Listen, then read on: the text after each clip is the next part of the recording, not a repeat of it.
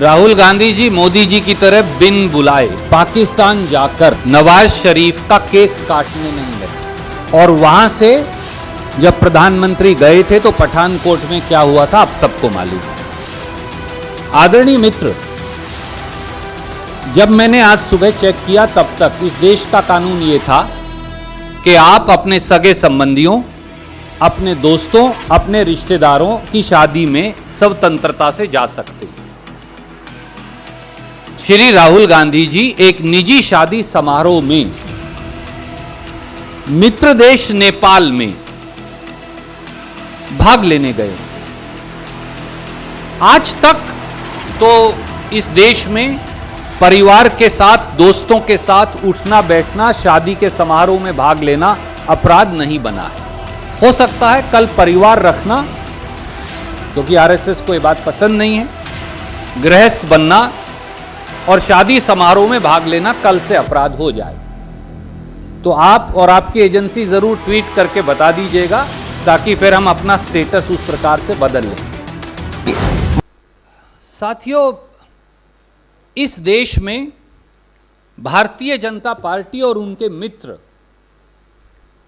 उल जलूल बचकाना बातें कर देश के मुख्य धारा के मुद्दों से ध्यान भटकाते।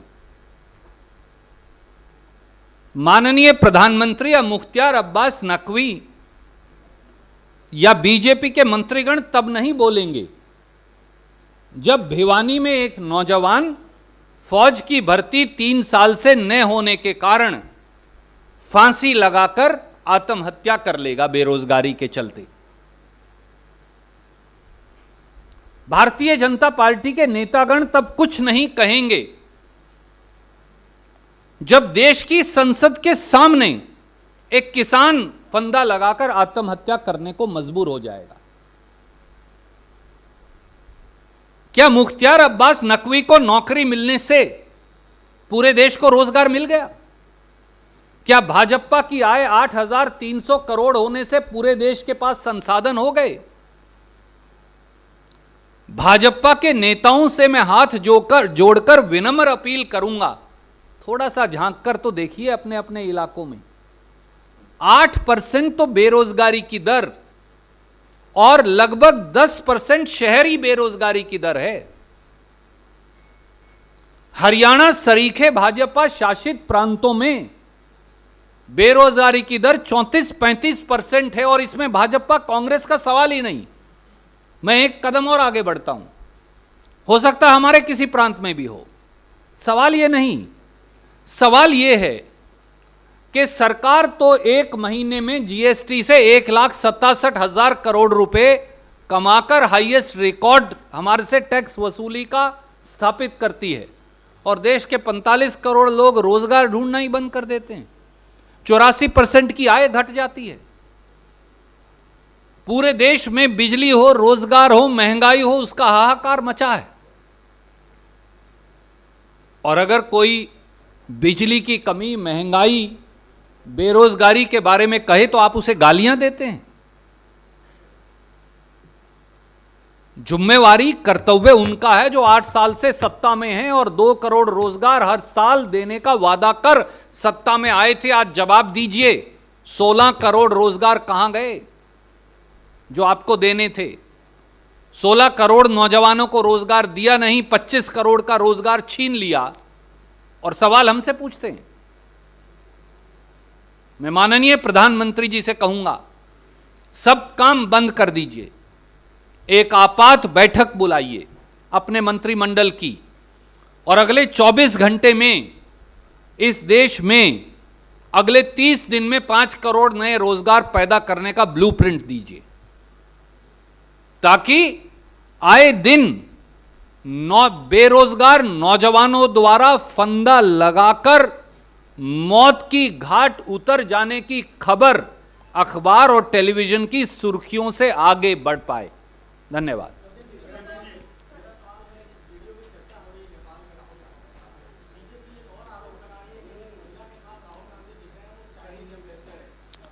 आदरणीय मित्र, जैसा मैंने कहा कि उनको अब पत्रकारों को गाली देने में भी आनंद आने लगा है। आज सवाल क्या है देश के सामने? आज सवाल यह है कि भीषण गर्मी में लोग त्राहिमाम कर रहे हैं, क्योंकि मोदी सरकार कोयला जो है वो बिजली के प्लांट तक नहीं पहुंचा पा रही। हमने 3 दिन पहले आंकड़े दिए थे, 64,000 मेगावाट के बिजली के प्लांट बंद पड़े हैं। इस देश के लगभग 180 बिजली प्लांटों में से 150 और 60 बिजली प्लांटों में या 0% कोयला है या 25% तक कोयला बचा है। उसका जवाब क्यों नहीं दे रहे? आप 1,67,000 करोड़ की टैक्स वसूली तो कर रहे हैं, पर 45 करोड़ लोग इतने हताश और लाचार हो गए कि वो रोजगार ढूंढना बंद कर चुके हैं। इसका जवाब क्यों नहीं देते? देश में 84% घरों की आय तो कम हो गई, पर आपके एक मित्र जो हैं वो देश के दुनिया के सबसे 7वें बड़े अमीर आदमी बन गए, 1,000 करोड़ रुपया हर रोज कमाते हैं। इसका जवाब क्यों नहीं दे रहे? इसका जवाब क्यों नहीं दे रहे कि देश के लोग दूध क्यों नहीं खरीद पा रहे, दाल क्यों नहीं खरीद पा रहे, सब्जी क्यों नहीं खरीद पा रहे, शिकंजवे क्यों नहीं पी पा रहे? जिस देश में नींबू की शिकंजी पीना दुर्लभ हो गया हो, इसी हफ्ते जब मैं गया तो मेरे घर के पास हमारे इलाके में, प्रांत में, एक गन्ने का जूस निकालने वाला खड़ा है। उसने बोर्ड लगा रखा था, गन्ने का जूस 10 रुपए गिलास, नींबू डलवाना हो तो 20 रुपया गिलास। यह मजाक नहीं है, इस देश की वास्तु स्थिति है। पर आपको राहुल गांधी जी को गाली देने से फुर्सत मिले, वो प्रधानमंत्री हूं या भाजपा के नेता हूं, बेच LIC आप रहे हैं, जो हमने बनाई, कांग्रेस ने बनाई, देश ने बनाई, देशवासियों ने बनाई। पेट्रोलियम कंपनियां आप बेच रहे हैं, टेलीकॉम कंपनियां आप बेच रहे हैं। आसमान के जहाज से लेकर, टेलीफोन की तरंगों से लेकर, जमीन के नीचे पाताल में कोयले तक सब मोदी जी ने बोली पर लगा रखा है, और सवाल हमसे पूछ रहे हैं। यह बड़ी अजीब बात है। प्रथम दृष्टि से ऐसा प्रतीत होता है, परंतु चुनाव आयोग ने जो जवाब मांगा है वो उसका जवाब देंगे। कानून और संविधान की एक प्रक्रिया है, हम उसे पूरा कर लेंगे। पर एक बात मैं आपसे जरूर पूछूंगा, आदरणीय मित्र, आप I'll come to that। आप हेमंत सोरेन जी से सवाल पूछना है पूछ लीजिए, कोई दिक्कत नहीं, वो जवाब देंगे। पर कम से कम ये तो बता दीजिए कि आप जो पूरे देश की संपत्ति को बेच रहे हैं उसका क्या जवाब है? So I'll come to you। इस खबर को अभी लाइक करें, शेयर करें, अभी चैनल को सब्सक्राइब करें और घंटी जरूर दबाएं।